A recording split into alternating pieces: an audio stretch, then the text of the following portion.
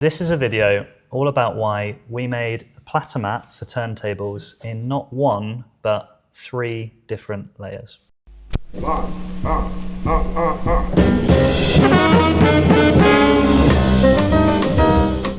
Hello, and welcome back to our very lackluster studio, which, believe it or not, is actually just the back of our factory.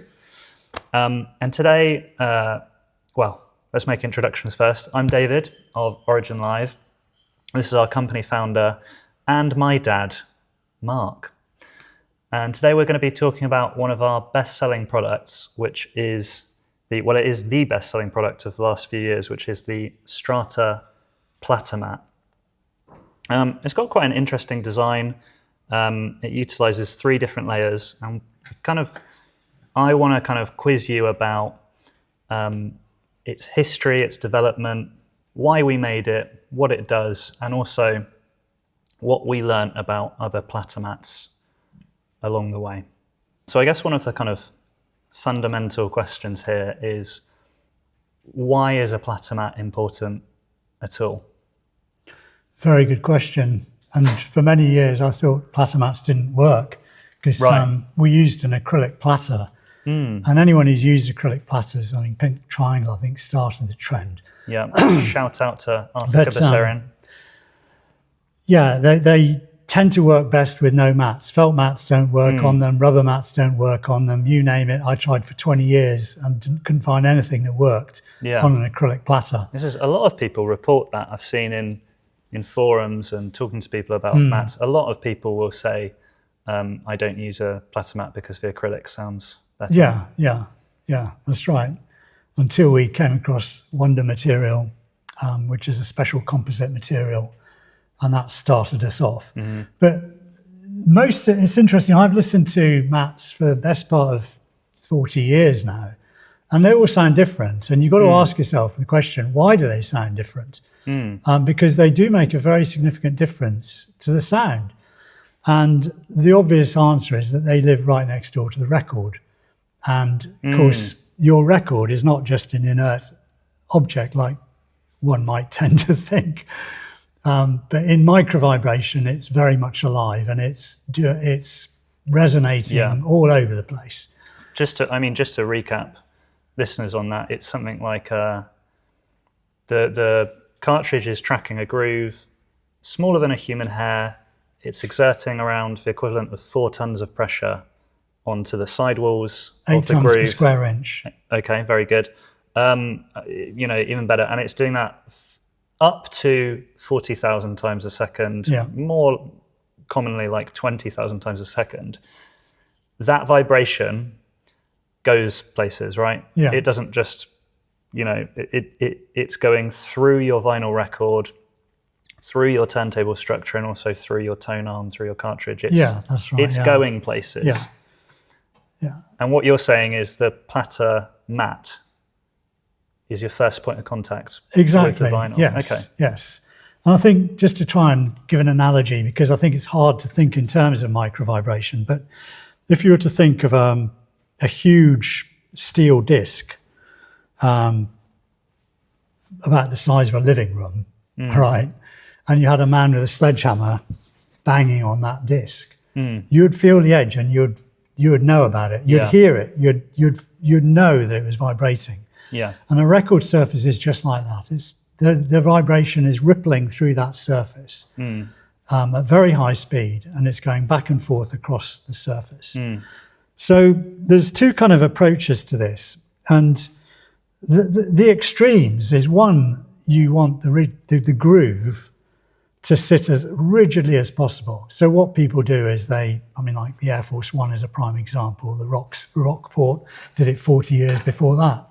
But they vacuum the record surface onto a huge 40 kilogram. It sucks it down onto the platter. It sucks the record down onto the platter, right? Okay.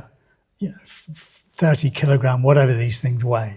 A massive, huge mass, so that it just can't move. But the other approach, which was just, has been advocated in the past and with interesting results, is to put the record on a very small subplatter. So your record literally hangs in the air for most of the surface, and that's your stylus there, and that kind of traverses across an air basically.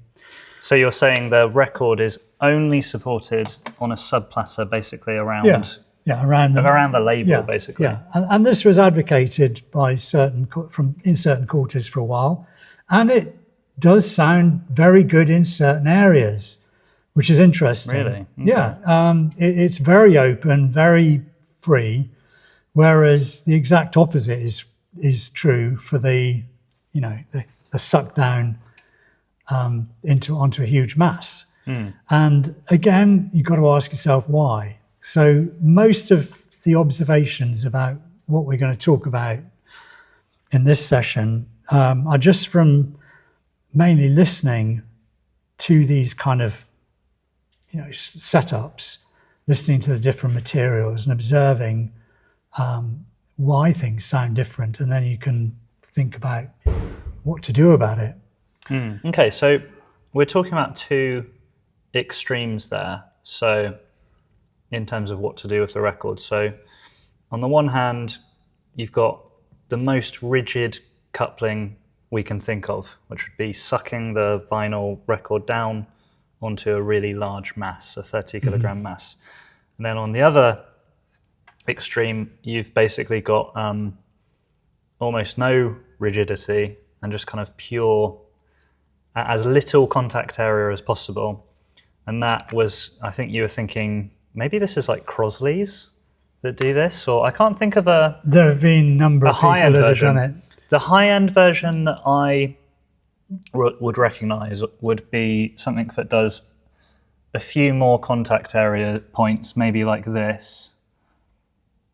Yeah, I mean, a record mat with pimples on it is exactly the same idea. Yeah. And then I guess a more common example of this kind of thinking might be the felt mat, right? Which is, the idea is the felt is almost like an air gap. Yeah, you're floating the You're the vinyl. floating the vinyl.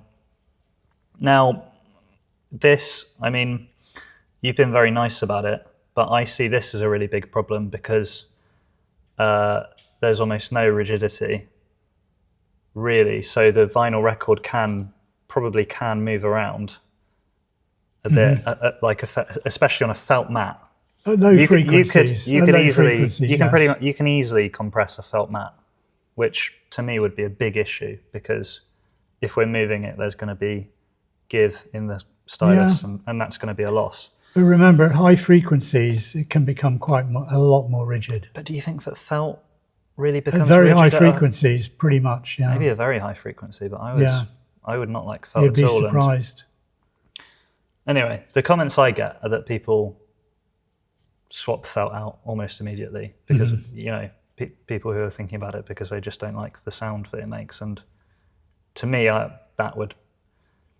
people say it's a transient loss and it produces smearing, and I think that tracks with something like felt. Now, on a more broader kind of scale, what would the ideal platter mat do? What would you want a good platter mat to do? Okay, well, starting off at the where you left off, really, about the idea of gripping the record, because as the record rotates, the problem with felt, for instance, is that as the record rotates, you got little, well, not little in terms of vibration, but you've got constant tugging on the stylus. The stylus is dragging. Isn't it? Yeah, and as you go through high modulation grooves, in other words, where there's an orchestral peak or something, you've got a lot of drag suddenly pulling back on that. And far-fetched as it may sound, you get slight matte slippage. Tiny bit of matte slippage when you're doing this.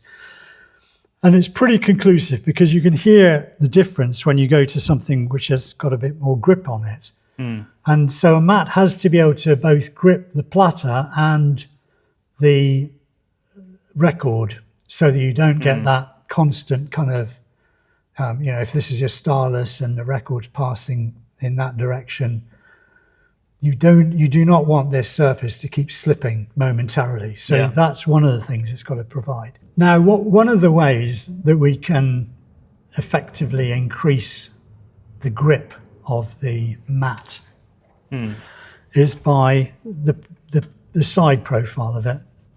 And there's been a debate for many years about should record platters have a little indent where the record label goes, or shouldn't it? Okay.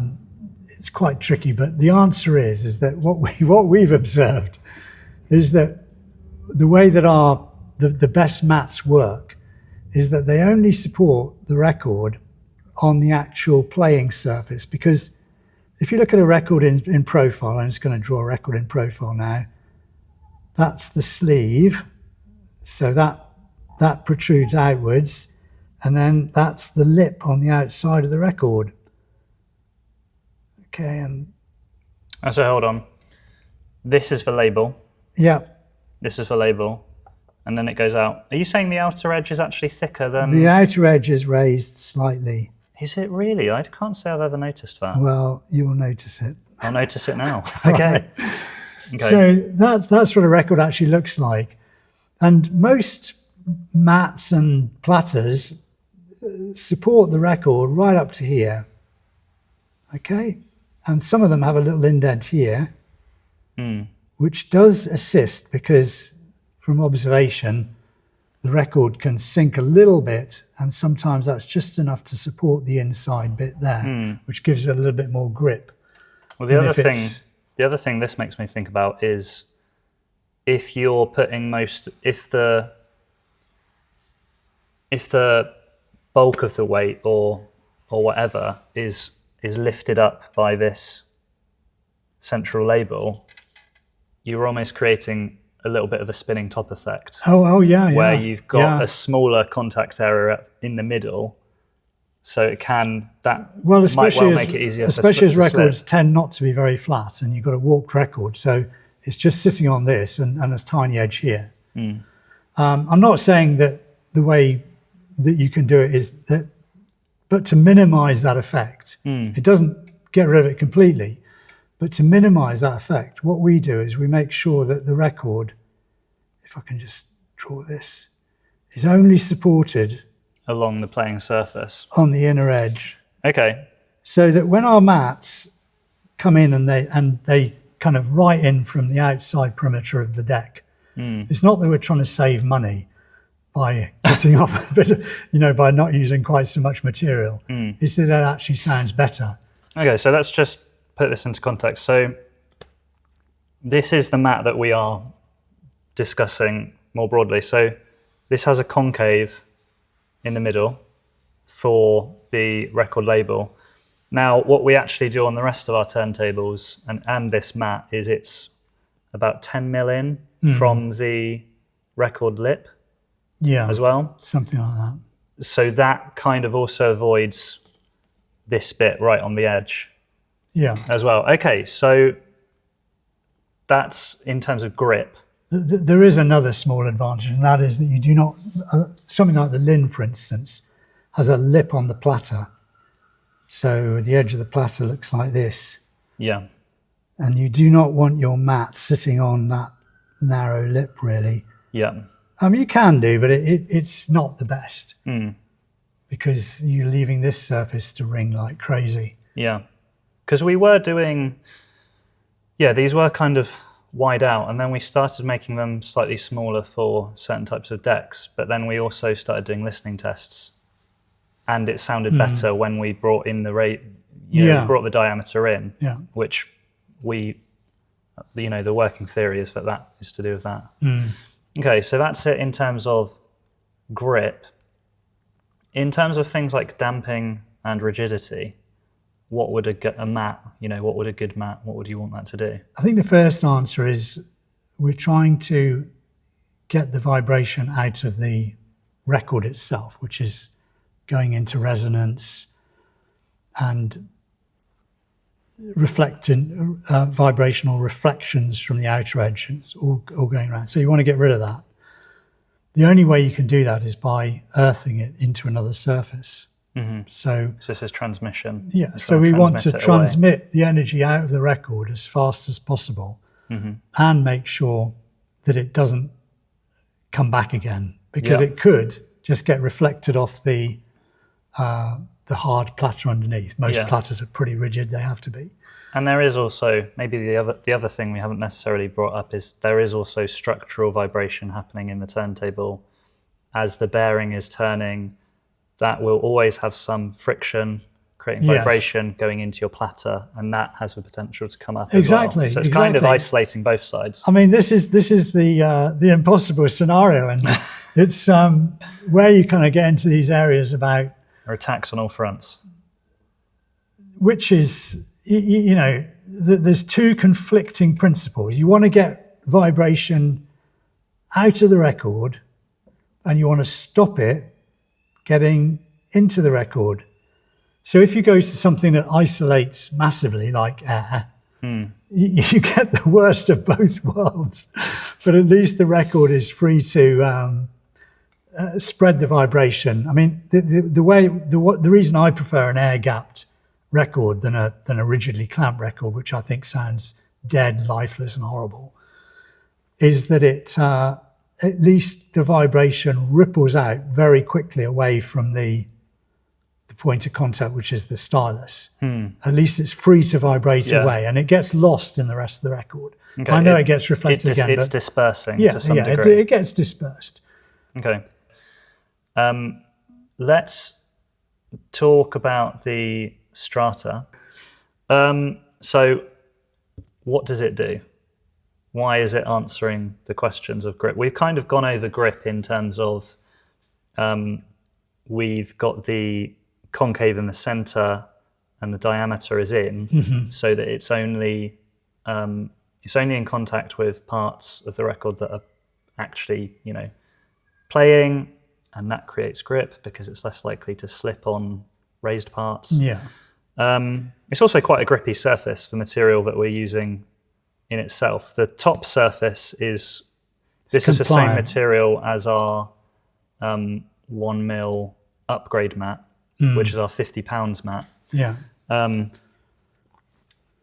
Which is a great platter mat. It's a really good upgrade in its own right. And you know, people will complain about the price of this mat because it is £325.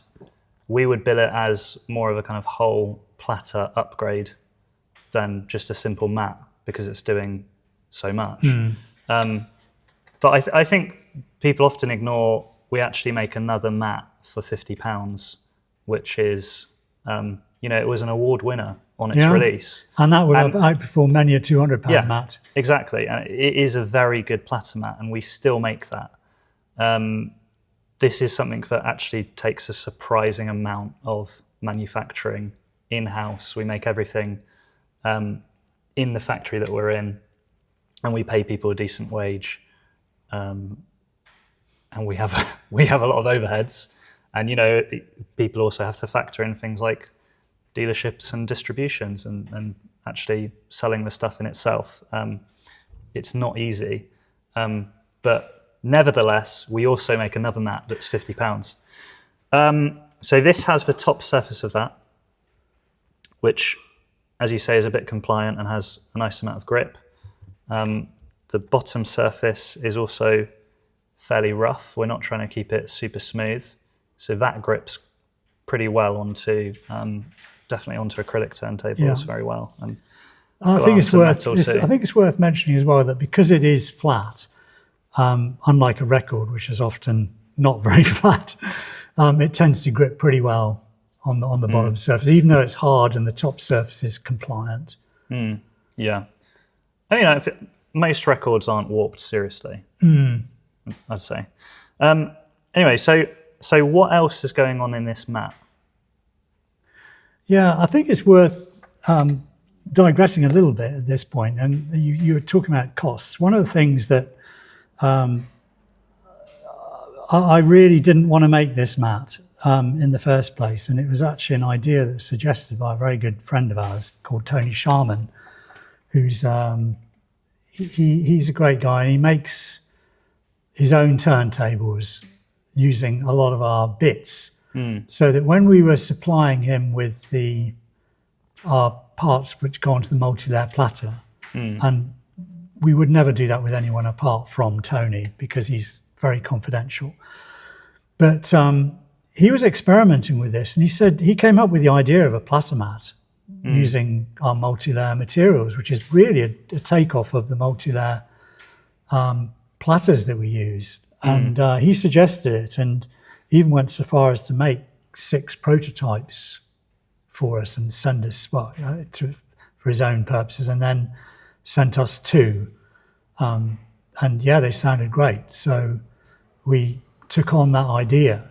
Yeah. But most of this is thanks to him, because I said to him, "No, Tony, I don't want to do this. It'll be too expensive, and it'll be an awful lot of trouble to get everything right about it." I didn't really want you to do it either, because I remember we actually had a big argument on the plane back from Munich about this, because I was pretty dead set that. So we make another product.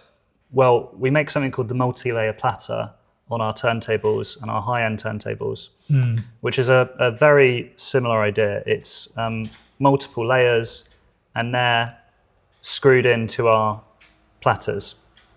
So they act slightly better than this because there's actually an air gap between the layers, whereas these are bonded. This is still very effective. But I was like, I thought we're giving away one of the USPs of our own products. Unique selling point for those who don't understand marketing jargon. Marketing jargon. But you completely proved me wrong in going for it, because it is our best-selling product. Yeah. So as in terms of units sold, it's been very popular on release. Yeah. But I never thought it would sell because it would be so expensive. I knew it would be expensive to make. Yeah. Because what seems easy isn't. Yeah. Yeah. So on that note, so this is made out of 3 different materials, and each one has to be cut, and it's not just one cut either. I don't know if so the top layer that you see is a blank cork layer. The layer underneath actually has slots profiled and cut into it. And then that's the same with the base as well. And each one of these are finished and processed by hand in our factory, which is a lot of work. We've basically got someone hired full time just to make them. Yeah. I think one of the interesting things about materials is it's like it's very difficult to sometimes to find the right material. And I remember when I first started off life making isolating platforms, there were over 20 different types of medite on the market, and they all sounded different. I mean, a magazine actually went to the trouble of buying, I think it was about 15 different medite boards, just perfect fit to go on a sound organization table. So that is a type of MDF, is that right? Yeah, medium density fiber board. Yeah. And they actually listened to all these different types of medium density fiberboard, and only 2 sounded any good. The rest were nowhere near as good as the standard shelf that the sound organization used. So, just because a material is named doesn't necessarily mean it's the right material, because you don't know what brand it's being made out of. You don't know the resin that's been used, whether it's hardwood, softwood, on and on it goes. So there's a lot of nuances and subtleties in materials. You think you're getting one thing, but it might be something completely different. Yeah. So I mean, maybe let's address the large pile in the room. This is my pride and joy. So this is a fraction of Dad's prototypes for making the Strata and the multi-layer platter. We had to make you get rid of so many that there were multiple stacks this size. But can you just talk us through kind of what are these, what are the differences between each one of these layers in terms of maybe their properties, their shape, certainly. their form? friend of mine said I needed to get a life when he heard about this. And he's right. So we have experimented with numerous materials. So you've got variation of thickness, the type of material, the type of slotting that you put into it. This is just one of. Yeah. So I'm just going to hold up a few patterns here. Maybe we tried all sorts of patterns. On and on it goes. So it takes a while to draw each one of these on a CAD program. You then got to make it, and then you've got to listen to each one of them. Yeah. And you've got to figure out which way you're going. So this was one of our more. This actually had to be milled on a milling machine, because you're talking about 4 millimeter thick aluminium here. But there are, as you can see from the pile here, there are just so many different ways, and every one of these sounds different. So after going through umpteen different, this is thin. It's hard to know whether we should be aluminium. letting people into the madness Well, going through these. yeah. But this is, if you don't do this, and if you don't experiment over and over again and listen to the effects of different ways, you can model this out on a computer and on CAD all you want, but how will that necessarily translate into actually making it and actually listening to it? And I think that's, this is a small testament to kind of your determination as a designer, in that you are really committed to, when you've got something that you're prototyping, you genuinely want to listen to everything that's out there. Absolutely. And I think the great thing about this kind of exercise is that you learn so much about the principles of vibration as a whole, which translates into all sorts of other products. In other words, you very quickly learn what different materials do. It's pretty obvious just listening to platters. You've got the felt sound, which is generally an open sound, but the bass is woolly and ill-defined. You've got the rubber mat, where the bass is fairly solid, a bit spongy, sounds rubbery actually. But the mid-band is very lacking. And then you've got the acrylic sound, where you've got fantastic mid-band, not a lot of bass and treble. Well, actually, the top end is quite nice with acrylic. Yeah. But it is primarily a mid-band material. Okay, so talk to me about, we had some examples here which were slotted. Let's get a slotted example out. So the middle layer of the strata and the bottom layer, to different degrees, have a slotted pattern cut into them. Can you talk to me why would you want to cut slots into the platter mat, into one of those layers? Well, it mainly is because it helps the material to vibrate and lose energy. It's more a question of how it radiates across the actual layers. The surface itself. Yeah, exactly, yeah. Okay. And kind of moving on from the slots then, I think one of the kind of fundamental things that the Strata is doing and the multi-layer platter is doing is that it has, why have 3 layers in the first place? Why not just have 1 layer? Okay. Why did we go into 3 layers? Yeah. This is a very good question and a very important question, because if you just rely on one material, it'll tend to have a particular resonant frequency, and it'll also favor the direction of, the frequency transmission of certain frequencies. And that introduces, resonant frequency and peaks introduce what you call artifacts, which is a strange word, but it basically means that it's a construct in the music that doesn't exist on the original. And it's also, another name is coloration. Coloration is a bit more broadband.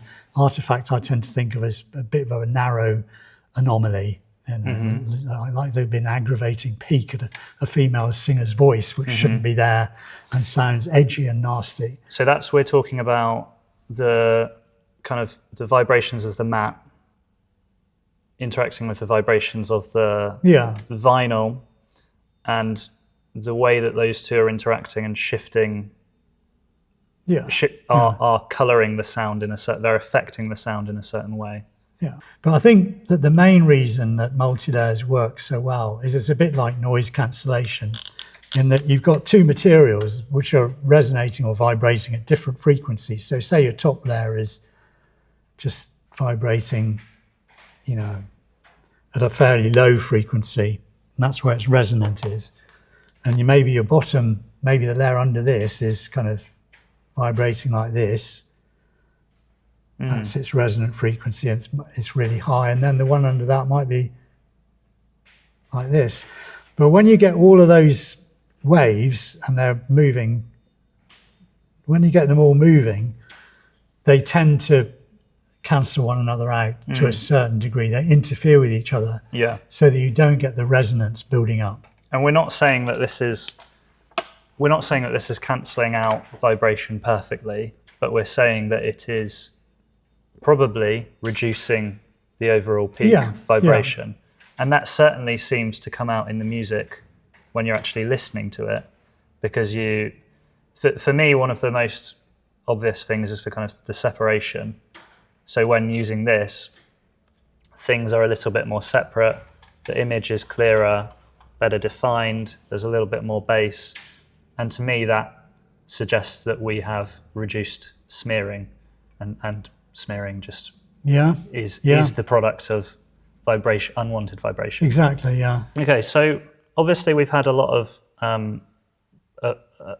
people go for this and report a lot of good feedback, some of which is on our website, etc. But in terms of your listening,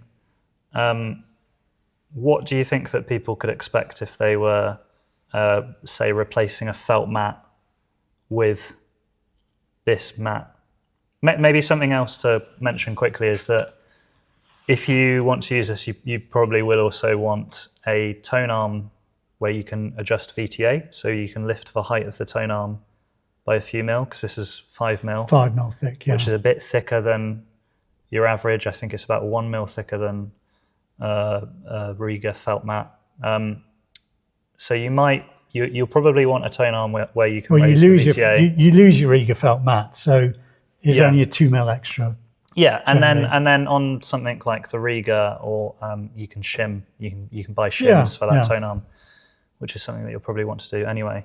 But yeah, in terms of what are your listening impressions of this? Okay, I mean, I'd say that one of the things that motivated me to go through this, which was extremely time-consuming, I remember it well. Yeah, is because the levels of improvement we were getting using these techniques was simply breathtaking, and I knew that we were onto something which was really worth taking the time to get it absolutely right. And I knew there was a lot of work involved with it, and it's also the reason that I was proved wrong on the reason that, I mean, I thought that there was no way that we were going to sell a mat at 300 quid or so in bulk, because people would just, say it's way too much. But the fact is that when people try it, and the thing is to try it, it yields such a huge level of improvement. Well, compared to most things. Like if you could easily spend money on, say, £1,000 cartridge. If you had a £300 cartridge, say, you could easily buy a £1,000 cartridge, and it wouldn't get close to what you get I absolutely just changing the mat. Yeah, I think that this, in terms of my experience with differences between cartridges, I think that this makes much more difference than a £1,000 cartridge upgrade. Yeah. But in terms of what you expect it to do to do over a felt mat, just every aspect you could think of in terms of performance will be improved. So as you alluded to, better separation, deeper bass, better grip, better definition, more engagement, sweeter treble. It just covers so much. It's one of those things where it's pretty clear that it's improved transients. And when you improve vinyl transients, these are the things we tend to hear. We tend to hear, yeah, it sounds more present, detailed, more real. Yeah. Okay, so if you want to try the Strata, we offer it on a 30-day money-back guarantee. You're welcome to. As I mentioned earlier, this might well be out of the price range for a lot of you, and that's no issue. Maybe it's not for you. We do also offer a £50 cork mat, cork composite mat, which is actually made of the top layer of this, which is a great upgrade as well for all turntables, essentially. Again, you might need to change VTA. Thank you very much for bearing with us on this kind of rambling history of how we made this product. But it's a lot of fun talking through why we do things and how we've done them with you guys. If there's any other products that you'd like us to talk about, or if you have any questions for us, please drop them in a comment below. We are always looking for new topics for videos, and we'd love to be able to answer your questions. In the meantime, give us a like and a subscribe. It really helps us to keep making these videos. And other than that, it's a goodbye from us, and enjoy your listening.